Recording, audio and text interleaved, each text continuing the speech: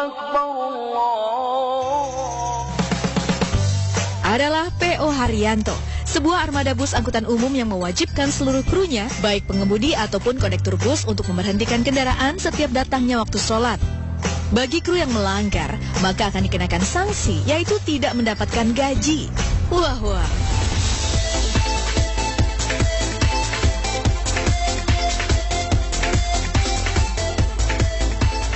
Ya, berita mengenai bus Islami ini pernah ramai di media online. Meski awalnya banyak yang meragukan, namun terobosan yang diusung jasa transportasi P.O. Haryanto ini justru mendapatkan apresiasi positif, baik dari penumpangnya ataupun masyarakat umum.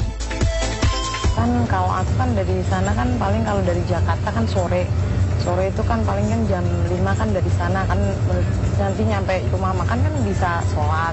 Kalau di musola itu kalau ada orang sholat juga ditungguin gitu. Tujuan utama diberlakukannya jam sholat pada bus P.O. Haryanto ini adalah memberikan kesempatan bagi para penumpang untuk melaksanakan sholat 5 waktu, terutama sholat subuh. Jika melanggar, kru tidak akan mendapat gaji untuk 1 kali perjalanan pulang pergi. Gaji itu pun akan dimasukkan ke kotak amal bagi yatim piatu. Jangan heran pula jika di badan bus bisa dijumpai tulisan sholawat Nabi. Ini dimaksudkan agar yang membaca menjadi ingat dan senantiasa bersolawat selama dalam perjalanan.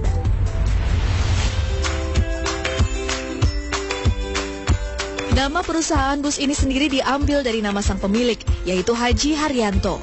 Pria kelahiran Kudus 56 tahun lalu ini memang dikenal sebagai salah satu pengusaha sukses di bidang otobus. Sosok purnawirawan ini merintis perusahaannya dari kecil, dimulai dari usaha angkutan kota di Tangerang.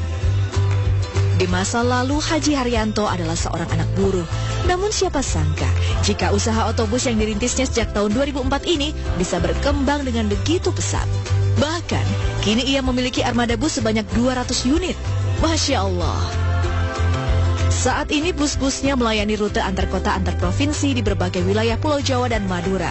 Antara lain Jakarta, Bogor, Tangerang, Bekasi, Kudus, Pati, Solo, Madiun, Ponorogo, Karanganyar, dan juga Surabaya. Haji Haryanto menyadari bahwa keberhasilan usahanya tidak lepas dari campur tangan Allah Subhanahu wa Ta'ala. Itulah sebabnya perusahaan otobusnya senantiasa memperhatikan dan memberikan kesempatan bagi para penumpangnya untuk melaksanakan ibadah wajib, sholat 5 waktu. Kamu kasihan kalau gak masuk surga, karena kamu yang kamu ikut ini orang muslim, dan orang yang meyakini kepada Allah, dan orang yang meyakini bahwa Rasulullah itu utusan Allah. Ini, kamu beruntung punya pemimpin-pemimpin yang kayak kita ini. Bahkan sampai kadang-kadang saya kesel punya sobat juga.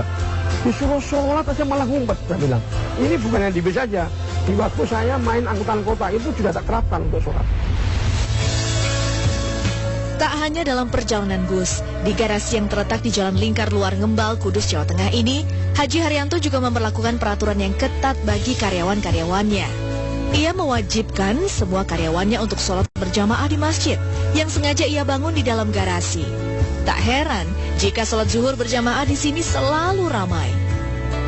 Sebagai pemimpin, tentu saja Haji Haryanto tidak hanya memerintahkan anak buahnya untuk sholat, namun ia juga memberi contoh. 5 waktu dalam sehari, Haji Haryanto selalu melaksanakan sholat berjamaah di masjid ini. Apa yang dilakukan Haji Haryanto sangatlah seiring dengan pandangan Islam, di mana seorang pemimpin kaum muslimin yang terbaik adalah mereka yang berbuat kebajikan dan menjaga sholatnya. Suasana Islami sangat kental terasa di areal garasi bus. Setiap harinya terdengar alunan suara orang membaca Al-Quran dari Masjid Nurul Huda. Ya, setiap harinya memang Haji Haryanto sengaja mengundang hafiz Quran untuk membaca dan menghatamkan 30 juz Al-Quran.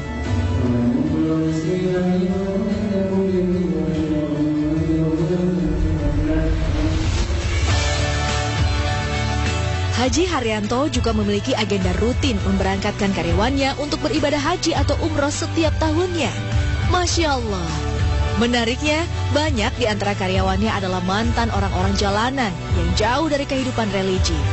Namun karena itulah, Haji Haryanto sengaja mempekerjakan mereka dan membimbing mereka agar memiliki kehidupan yang lebih baik.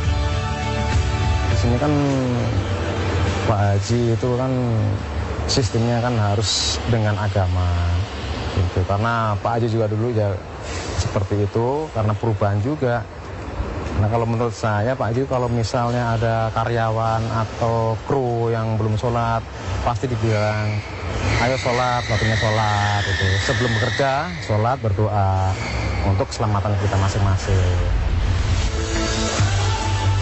Satu hal lagi yang bisa dicontoh dari perusahaan ini adalah kepeduliannya terhadap anak yatim piatu. Setidaknya mereka memiliki 2.000 anak yatim piatu yang disantuni setiap bulannya. Tiket penumpang pun disisihkan 2,5% khusus bagi anak yatim piatu. Begitu pula dengan gaji karyawan. Dan untuk gaji, semua karyawan diwajibkan untuk memberikan santunan pada anak yatim piatu. Dan khususnya bagi para penumpang kan diambil 2,5% untuk anak yatim piatu. Jadi kami kerja itu seakan-akan udah tenang gitu. Mengutamakan sholat berarti mengutamakan Allah Subhanahu wa Ta'ala. Sholat sebagai tiang agama. Kemudian apa? Beliau bersabda, berbakti kepada kedua orang tua. Kemudian apa?